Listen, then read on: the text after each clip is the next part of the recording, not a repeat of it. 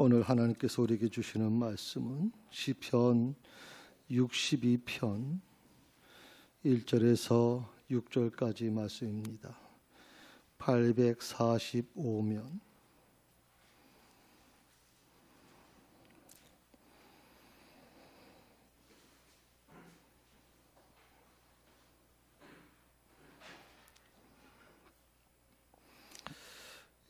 다 찾으셨으면 자리에 일어나셔서 하나님의 말씀을 들으시기 바랍니다. 나의 영혼이 잠잠히 하나님만 바라며 나의 구원이 그에게서 나오는도다.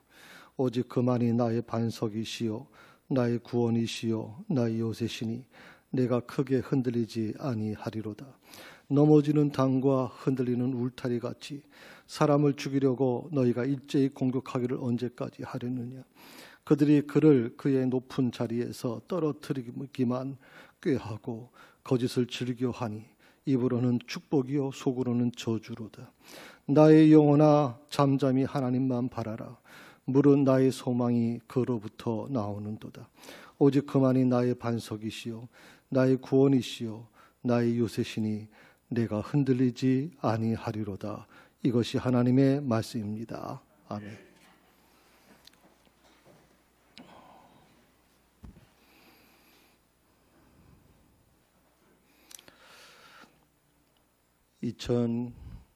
2022년 새해를 맞이했습니다.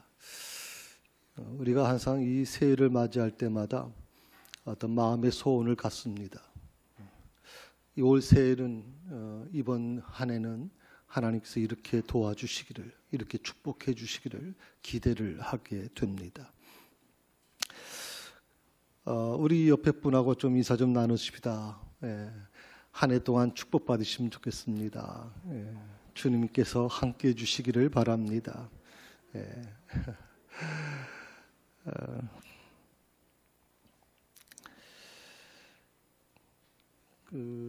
이 코로나 시대, 팬데믹 시대가 되면서 참 놀랍습니다. 우리 2부 예배보다 1부 예배에 나오신 분들이 더 많습니다. 그래서 전부 1부 예배에 참여하시는 분들이 많아서 좀 그렇긴 합니다만은 한 해 동안 우리에게 필요한 게 뭘까 한번 그렇게 한번 생각해 봤습니다. 내게 필요한 게 뭐냐? 어떤 분은 뭐 건강이 필요합니다. 어떤 분은 뭐 물질이 필요합니다. 뭐 여러 가지 있겠죠. 근데 제가 결론 내린 건 이겁니다. 주님의 은혜가 필요하다. 주님의 은혜가 필요하다. 마음을 감동시키는 주님의 은혜가 필요하다. 제가 이 성경을 어디서 봤냐면 이 내용을 학교에서 구약 성경의 학교에서 1장 14절에서 이 말씀을 보았거든요. 같이 한번 읽어볼까요? 같이 있습니다. 여호와께서 스알디엘의 아들 유다 총독 스룹바벨과 여호사닥의 아들인 대제사장 여호수아와 그리고 남아있는 모든 백성의 마음을 감동시킴으로 그들이 자기들의 하나님 전능하신 여호와의 성전을 재건하기 시작했는데, 여기 유다 총독 스룹바벨이라고 이렇게 나와 있거든요. 이건 정치가를 얘기하는 거예요. 당시의 정치인, 권력을 잡은 자를 얘기하는 거죠. 그 유다 총독 스룹바벨을 감동시켰다, 마음을 감동시켰다고 얘기하고, 두 번째로 여호사닥의 아들인 대제사장 여호수아라고 했습니다. 이것은 대제사장, 종교 지도자를 얘기하는 거죠. 종교 지도자. 그리고 마지막으로 남아있는 모든 백성의 마음을 감동시켰다라고 얘기합니다. 자, 하나님께서 정치 지도자를 변화시키시고 종교 지도자의 마음을 감동시키시고 남은 백성들을 감동시킨다. 그렇게 해서 하나님께서 원하시는 게 뭘까? 주의 일을 하게 하시려고. 주의 일을 하게 하시려고. 2022년 저는 우리 새사랑교회 하나님께서 이 말씀을 주신다고 믿어요. 근데 이 말씀의 가장 중심이 뭡니까? 하나님께서 그 마음에 감동을 주시는 이유가 뭐냐? 우리에게 주의 일을 하라고 말씀하고 계시는 거거든요. 그래서 저는 2022년 성령님께서 내 마음을 만져주셨으면 좋겠어요. 좀 더 나가면 우리 가정을 좀 만져주시면 좋겠어요. 요새 뭐 코로나 때문에 참 가정이 가정답지 못하죠. 왜냐하면 지금 초등학교 같은 경우에도 우리 지역도 그렇지만 곳곳에서 지금 확진자가 나오면서 지금 뭐 가족이 지금 말이 아니지 않습니까? 그래도 집에 있다 보니까 결국에는 가족 간의 어떤 이런 다툼도 많아지고 갈등도 많아지고 있거든요. 그래서 저는 가정에 하나님께서 좀 성령께서 만져주시면 좋겠다. 우리 자녀들의 마음을 좀 만져주시면 좋겠다. 부부간에도 마찬가지죠. 부부간의 마음을 만져주시면 좋겠어요. 만져주시면 좋겠어요.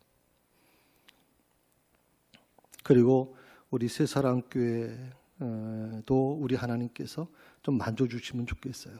그러면 식어진 가슴에 열정이 회복될 것 같아요.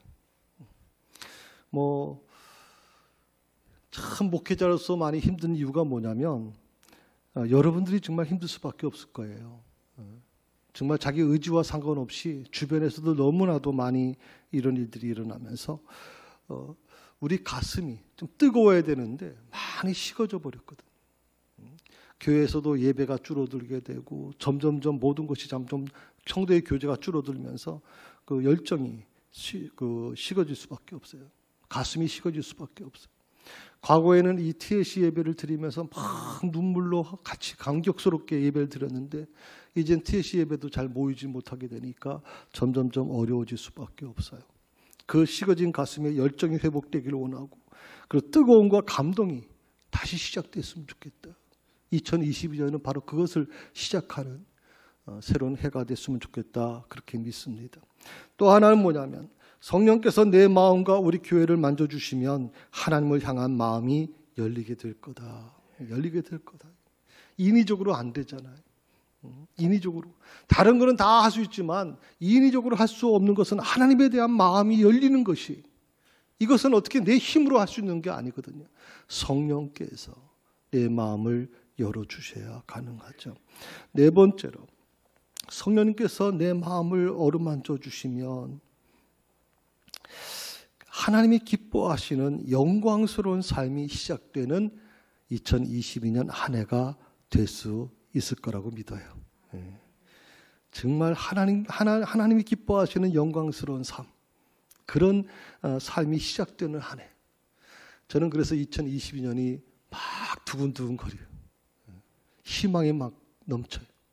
하나님께서 2022년을 어떻게 만들어 가실지 기대가 된다. 인생길을 사람들은 이렇게 얘기합니다. 인생길을 가리켜서 광야와 너무 닮았다. 광야와 닮았다 이렇게 얘기합니다. 광야.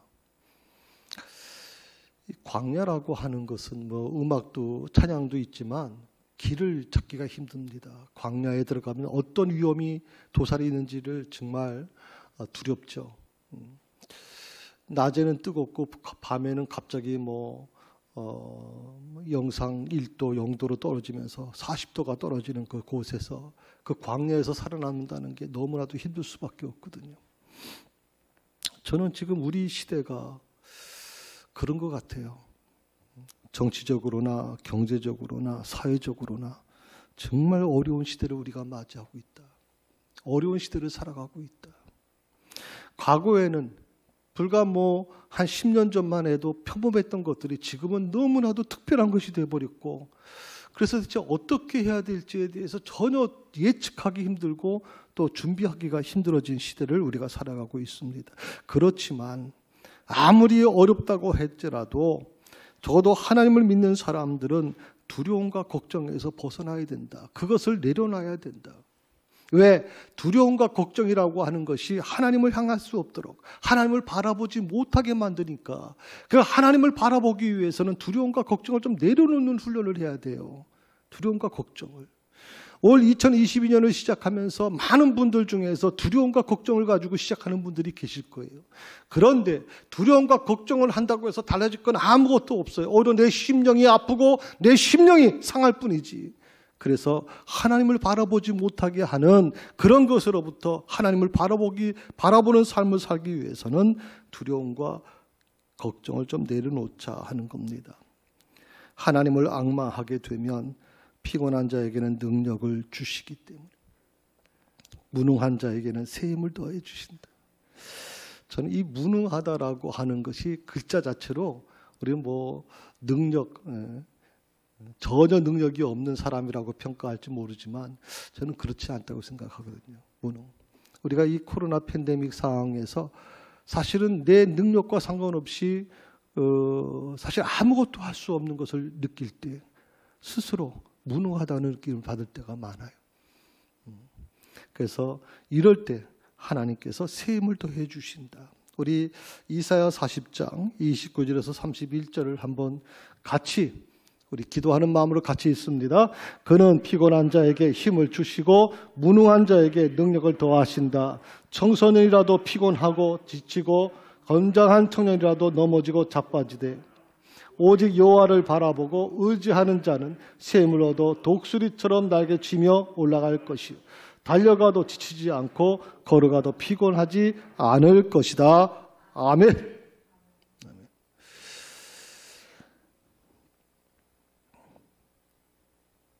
하나님을 나의 힘으로, 하나님을 나의 구원으로, 하나님을 나의 반석으로, 그리고 나의 도움과 피난처로 삼고 하나님과 동행하는 2022년 한 해가 되시기를 주의 이름으로 축원합니다. 좀 힘들고 어려우실 때 이사야 40장 29절에서 31절에 있는 말씀을 좀 읽어보세요.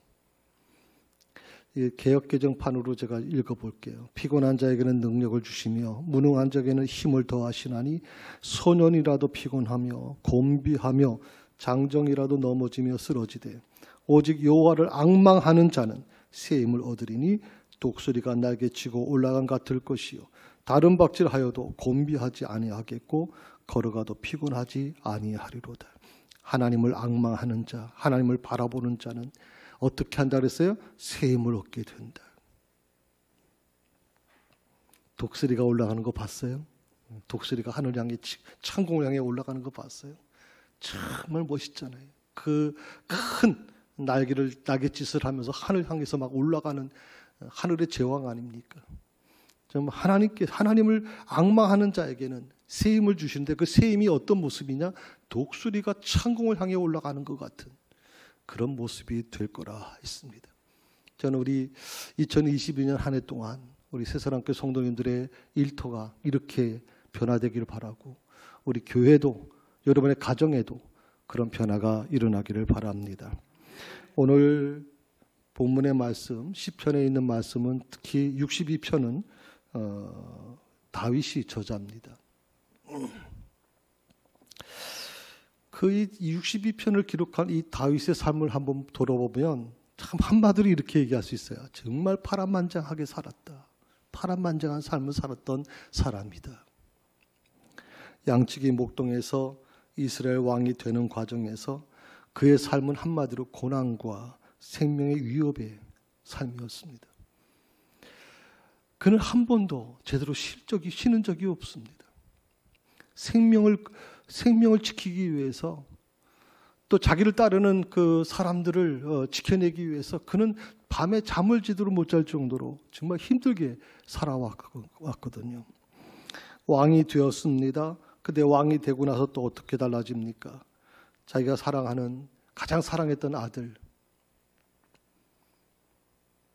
그 아들로부터 자기 생명의 위협을 받게 되죠.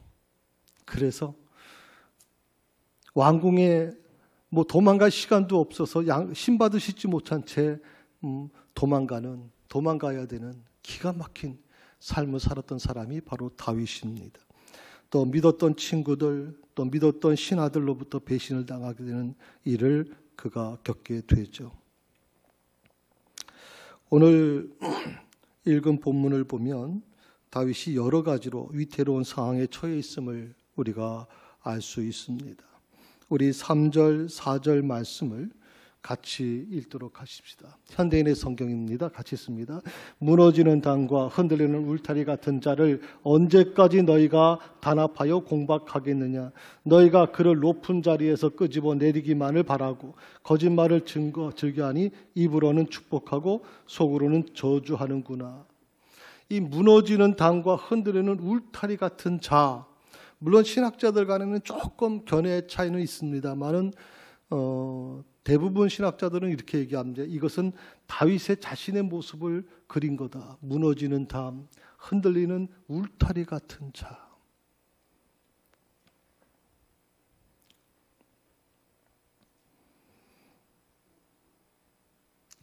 그러니까 다윗은 참 힘든 삶을 산 사람이에요. 담이라는 게 뭐예요? 지켜주는 거 아니에요? 외부의 공격으로부터 지켜주는 거 아니에요. 그런데 그 담이 무너져 버려. 도와줄 사람도 없는, 그야말로 광야에 홀로 내버려져 있는 기가 막힌 삶을 살았던 사람이 다윗이거든요. 이 위태로운 상황에서 다윗이 하나님께 구한 게 뭐냐? 저는 이게 굉장히 중요하다고 생각해요. 담이 무너집니다. 그리고 그 울타리는 흔들려서 아무런 역할도 하지 못합니다. 자, 그런 상황 속에서 다윗이 하나님께 구한 것은요, 놀랍게도 두 가지입니다. 첫 번째가 뭐냐면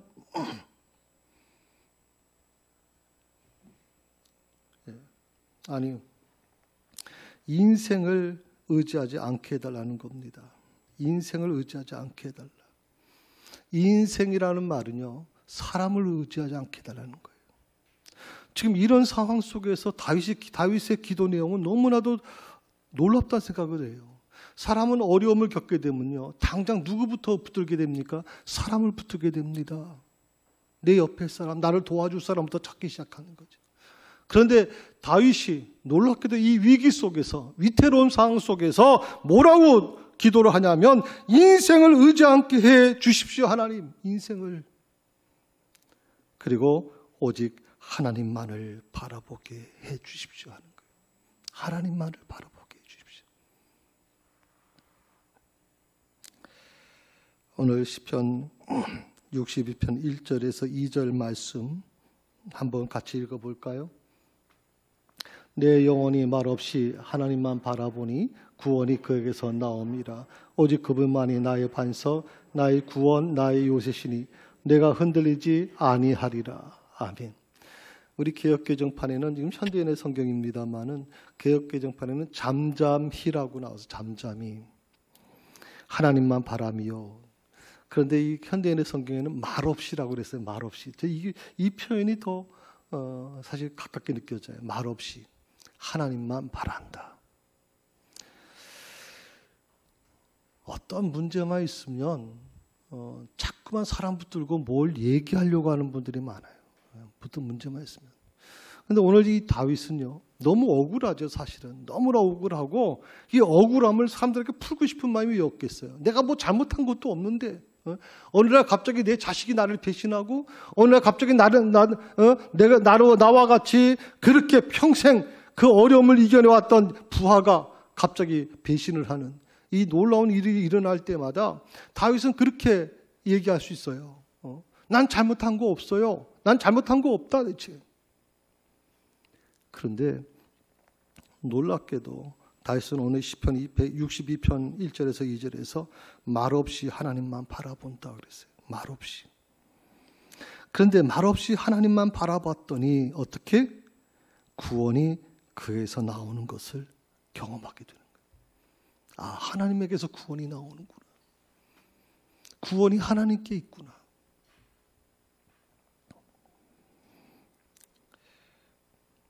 (2022년) 한 해를 살아가시면서 만약에 하나님을 바라보지 않고 세상의 시선을 빼앗게 될 때 어떻게 될까요? 우리 교회가 참 그동안 잘 견뎌왔는데, 이게 작년에 아마 비가 굉장히 한번 왔었잖아요. 한 3일간 막 억수같이 비가 왔죠.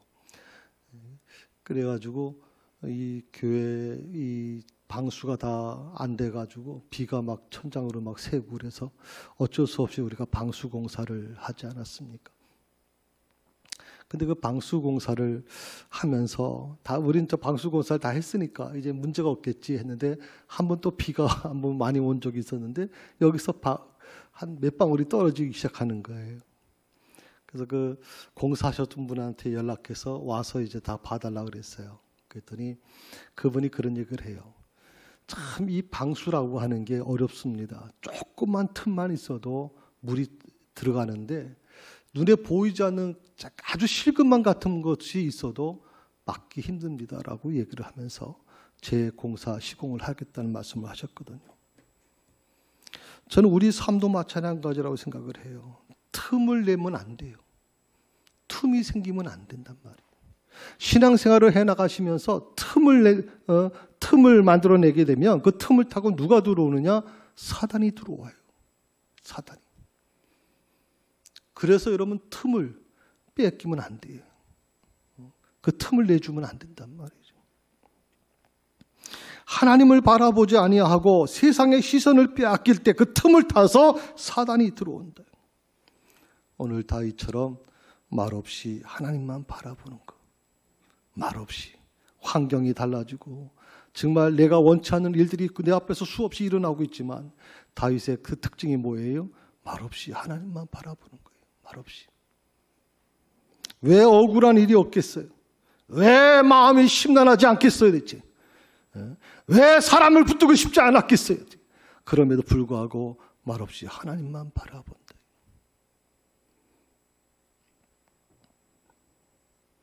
다윗은 계속해서 이렇게 말씀합니다. 위태로운 상황에서 그가 두 가지 사실을 깨닫게 되는데요. 첫 번째가 구원은 오직 하나님께만 있다는 것을 알게 됩니다. 7절의 말씀입니다. 같이 읽습니다. 나의 구원과 명예가 하나님께 달려 있으니 그는 나의 든든한 반석과 피난처시다.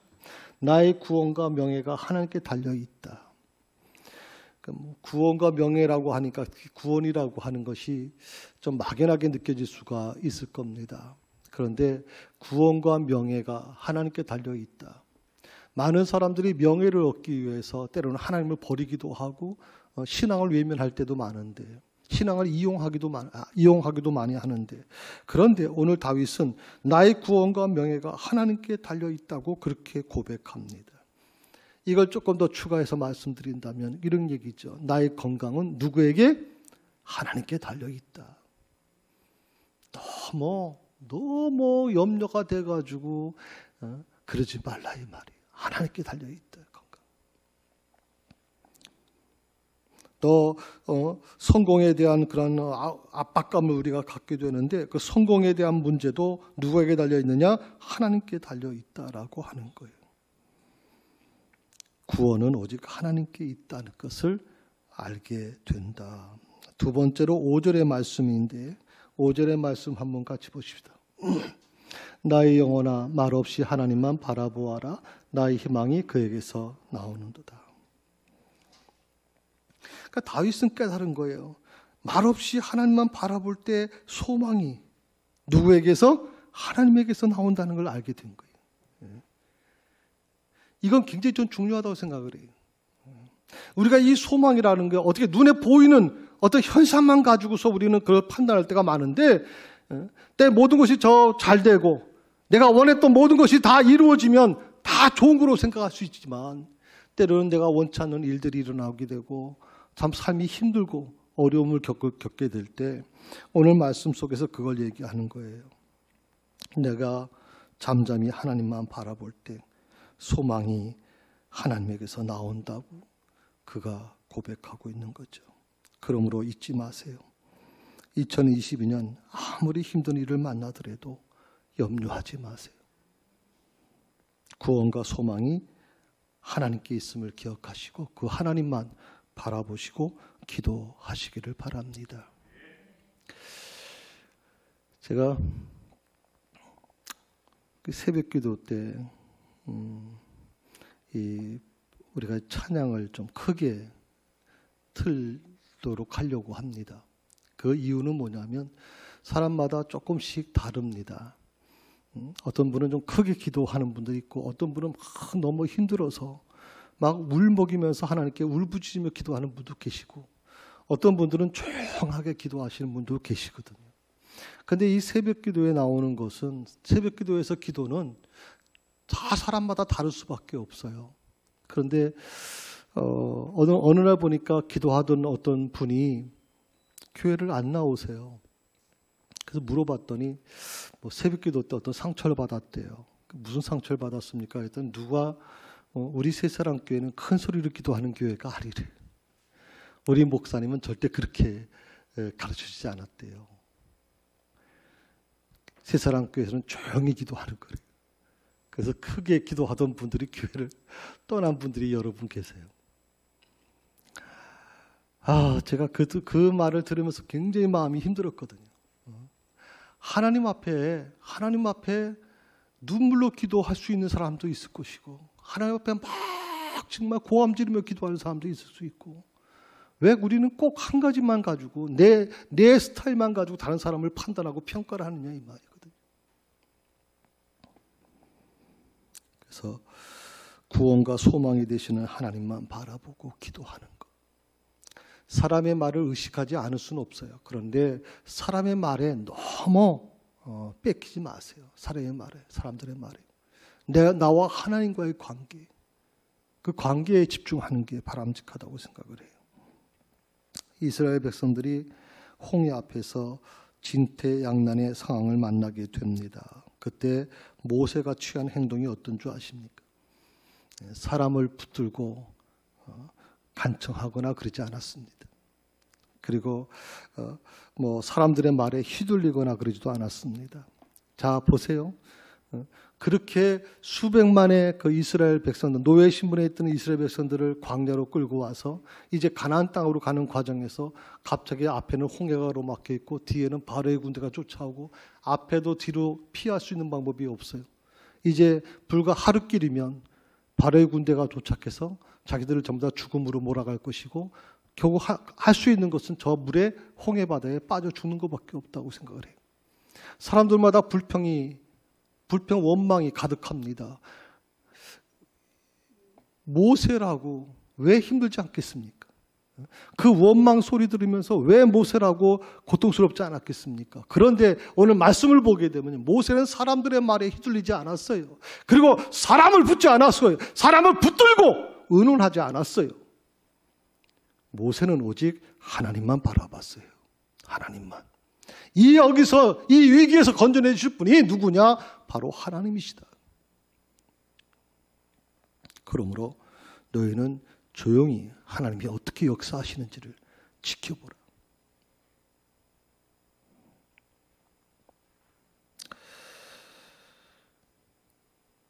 지금의 형편 때문에 불안해하지 마세요. 하나님을 바라볼 때 홍해 같은 문제도 갈라질 수 있다는 거예요. 누가 알았겠습니까? 어떤 사람이 그런 생각을 했겠습니까? 저 홍해가 갈라져서 육지처럼 건널 거라고, 새로운 길을 허락해 주실 거라고 누가 상상이나 했겠습니까? 근데 하나님은 그렇게 하셨단 말이에요. 지금 많은 자영업자들이 지금 길을 못 찾고 있어요. 만약 어떤 분은 그런 얘기를 합니다. 올해까지 만약 힘들어지면 우리는 정말 다 파산됩니다. 정말 힘들게 땀 흘려서 일구었던 모든 것들이 하루아침에 다 물거품이 돼가는 현실 속에서 자식들을 바라볼 때마다 눈물로 하루하루를 보내고 있다라고 얘기를 하는데 방법이 없다고 얘기한다. 방법이. 그런데 오늘 저는 이 말씀을 여러분에게 드리고 싶어요. 전혀 길이 없는데 하나님은 홍해 같은 문제를 해결할 수 있는 길을 열어주신다. 전혀 예상치 못했던, 전혀 상상 못하는 방법으로 하나님께서 홍해를 가르시고 그곳에 자그마치 200만 명이 넘는 이스라엘 백성들을 건너게 하셨다 하는 것입니다. 오늘 저희 새사랑교회 모든 성도들의 가정에도 여러분의 일터에도 하나님이 새로운 길을 열어주시기를 주의 이름으로 축원합니다. 새로운 길을 열어주시기를. 그건 인간의 상식으로 해결될 수 있는 문제가 아니에요. 우리가 노력해서 할 수 있는 문제도 아니에요. 여러분, 자영업자들이 자영업 하시는 분이 노력하지 않아서 그렇겠습니까? 아니요. 정말 피눈물 나게 노력을 했잖아요. 그런데도 자기 의지로는 할 수가 없는 거거든. 하나님이 길을 내셔야 돼요. 하나님께서 길을 내셔야 돼요. 오늘 시편 62편을 읽다 보면 문득 갈릴리 호수에서 일어났던 이 사건이 기억이 나요. 그게 뭐냐면 예수님의 제자들이 이제 갈릴리 호수 중간에 갔을 때 갑자기 풍랑을 만나게 되죠. 광풍을 만나게 돼요. 예수님의 제자들이 죽겠다고 생각을 하고 돌아보니까 그 배에 예수님이 타고 계셨고 예수님께서 그 배에 주무시고 계시니까 그 제자들이 너무 다급하니까 주무시는 예수님을 깨웁니다. 전 그래서 그걸 묵상을 해버렸어요. 제자들이 어떻게 예수님을 깨웠을까? 그냥 조용하게 고상하게 예수님 일어나세요. 예수님 일어나세요. 이렇게 했을까? 광명자 어떻게 했을까요? 다급해서 어떻게? 예수를 막 흔들어 깨웠을 거라고 지금. 흔들어 깨웠어요. 그때 주님이 바람과 바다를 잠재우십니다. 말씀 한마디로. 어떻게 보면 2022년이 이 제자들처럼 우리가 광풍을 만날 수도 있을 겁니다. 그때 우리가 어떻게 해야 될 것인가? 저는 주님을 깨워야 된다고 생각을 해요. 주님을 깨워야 돼요. 조용조용하게 깨우는 게 아니라 흔들어서 깨워야 돼요. 정말 안타까운 마음으로 주님을 부르짖어야 돼요. 안타까운 마음으로 주님을 찾으셔야 돼요, 여러분. 지금은 영혼의 잠을 잘 때가 아니요. 영혼의 잠을 잘 때가. 저는 원래 거의 20년 가까이를 혈압 약을 먹고 있는 사람이에요. 그래서 의사가 절대 새벽에, 특히 겨울에 영하 5도 이하 내려가는 새벽에는 절대 밖에 나가시면 안 된다고까지 충고하시는데 제가 새벽기도 거의 하루도 안 빠지고 영하 10도가 내려가는 16도가 내려가는 데서 새벽기도를 나와요. 제가 여러분 아시는 것처럼 우리 새사랑교회는 새벽기도를 제가 예배 형식으로 이끌어가질 않아요. 개인 기도 형식으로 해요. 그럼에도 불구하고 집에서도 기도할 수 있는데도 불구하고 제가 교회에 와서 기도하는 이유가, 무릎 꿇고 기도하는 이유가 뭐예요? 주님을 깨우고자 하는 거예요, 여러분. 주님을 깨우고자.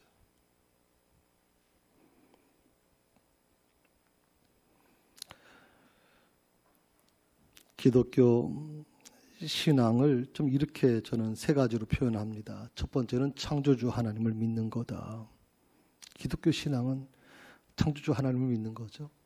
두 번째로 사망 권세를 이기신 그리고 승리하신 부활하신 주님과 동행하는 거다. 동행하는 거. 세 번째로 날마다 주님을 바라보고 신뢰하고 그 주님을 따르는 거다. 날마다. 여기서 그 날마다라는 말이 참 귀한 말이죠. 날마다. 항상. 오늘 조금 이따 좀 말씀을 드립니다만은 이 다윗의 삶을 한마디로 표현하면 그의 삶은 우리 개역 성경에는 시시로라고 하는 표현을 했고요. 저는 그걸 쉽게 바꿔 말하면 항상이라고 하는 말이에요. 항상. 기쁠 때나 슬플 때나 환난을 만날 때나 뭐 평안할 때도 실패할 때나 성공할 때나 관계없이 항상 언제든지 주님을 바라보고 주님만 신뢰하고 모든 것이 다 기도 제목대로 응답이 되면 문제가 없죠. 사실은. 그렇게 되면 뭐가 문제가 있겠어요. 한 번에 탁탁탁 원하는 거 다 이루어지면 얼마나 좋겠어요. 그런데 불구하고 그러지 않게 돼요. 정말 믿음이 좋은 사람들도 기도 많이 하는 사람들도 그렇게 안 될 때가 많아요. 그런데 놀랍게도 그런데도 불구하고 하나님을 바라보고 신뢰하고 따른다라고 하는 것이 전 그게 바로 신앙이라고 생각하는 거예요. 그게 바로 기독교의 신앙이에요, 여러분. 기독교의 신앙. 조금만 어려운 문제를 부딪히거나 조금만 어려움이 찾아오면 하던 일이 잘 안 되면 자꾸 자꾸만 하나님에 대한 원망하고 불평하고 뭐 믿음이 있느냐, 뭐 신앙이 뭐냐 이런 식 따지는 게 아니라 어떤 상황 속에서도 흔들리지 않는 믿음. 그게 기독교의 신앙이라는 거예요. 우리 시편 62편 8절의 말씀을 한번 볼까요? 같이 있습니다. 나의 백성들아 항상 하나님을 신뢰하고 그에게 모든 문제를 털어놓아라. 하나님은 우리의 피난처시다.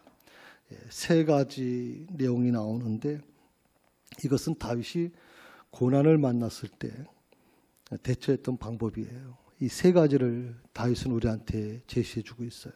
첫 번째는 시시로 하나님을 의지했다. 이 시시로라고 하는 말은 이제 원래 항상이라고 하는 표현이 항상.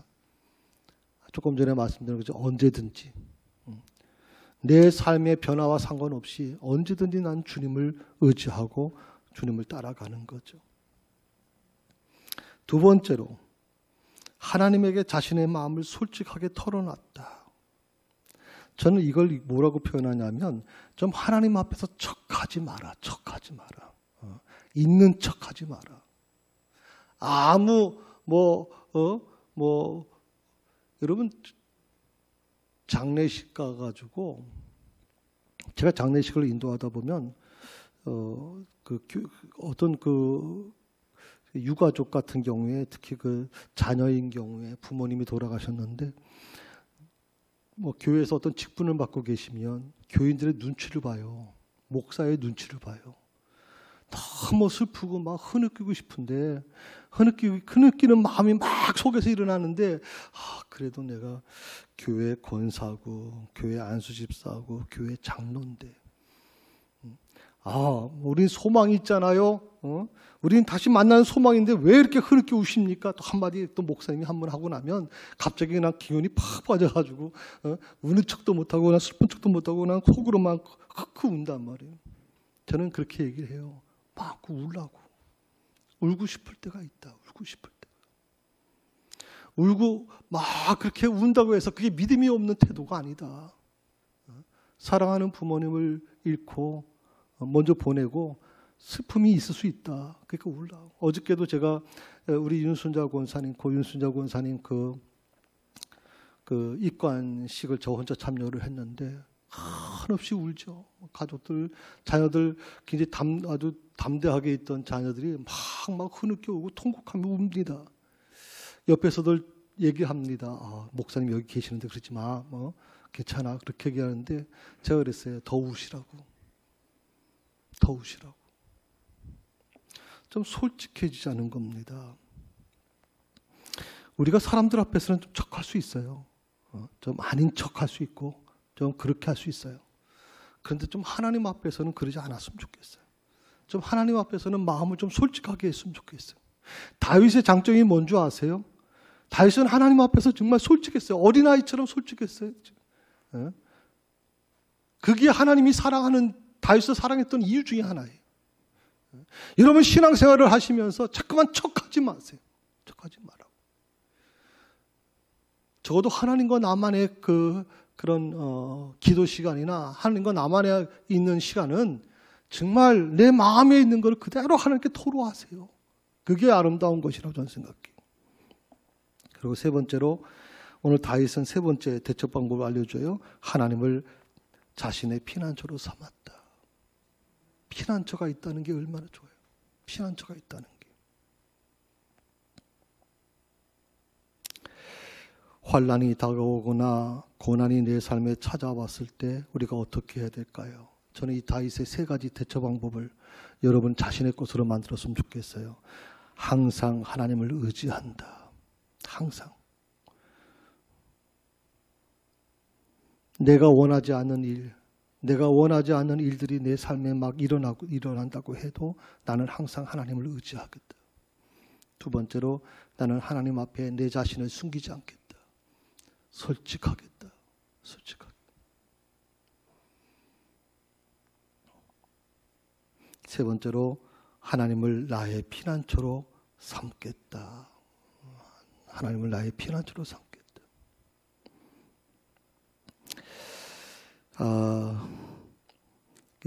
보통 우리 큰 아이가 백남근 목사잖아요. 군대를 갔는데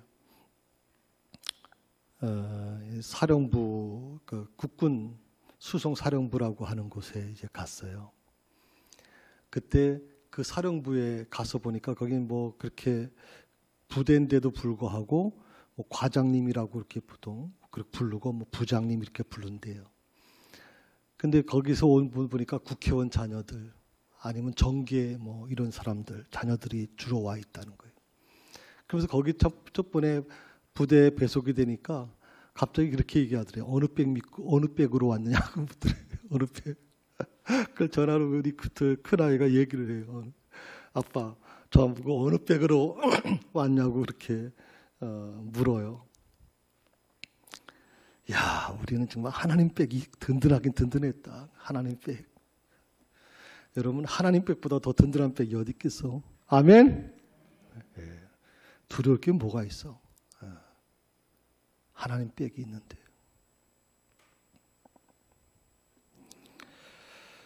혹시 살아가시다가 원치 않는 힘든 일을 만날 수 있을 거예요.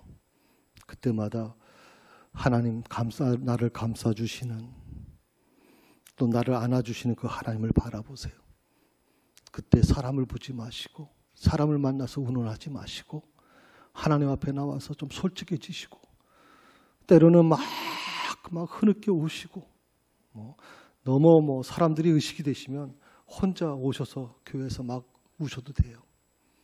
근데 저는 요즘에, 과거에는 그런 분들이 많았어요. 혼자 오셔서 저 목양실에 들릴 정도로 막 통곡하며 막 우시는 분들이 있었는데, 요즘에는 그런 분들이 없는 거 보니까 우리 교인들은 아무 문제가 없는가 생각이 들 때가 있었어요.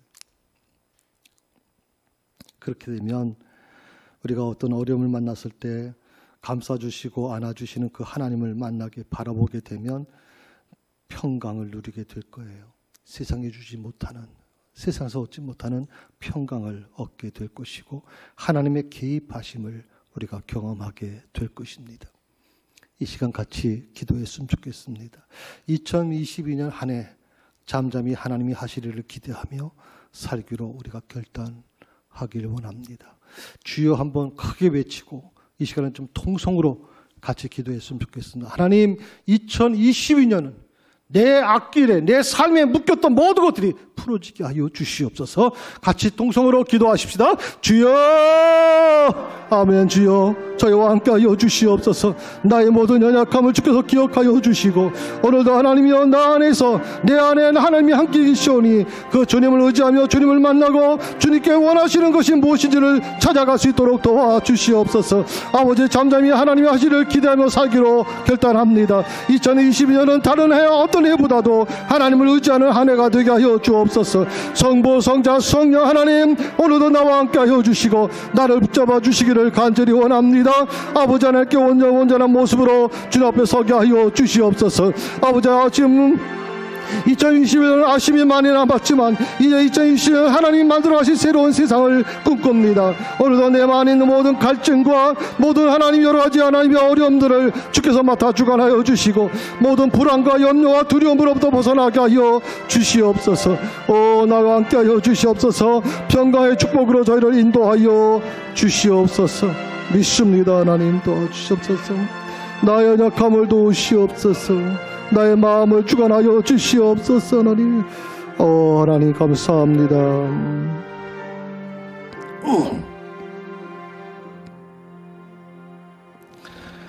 새로운 한 해를 주신 하나님 감사합니다. 주신 시간들 호송하지 않게 하시고 오직 주님만 바라보고 말씀 따라 살게 하옵소서. 2022년 금년에는 더 기도하게 하시옵소서.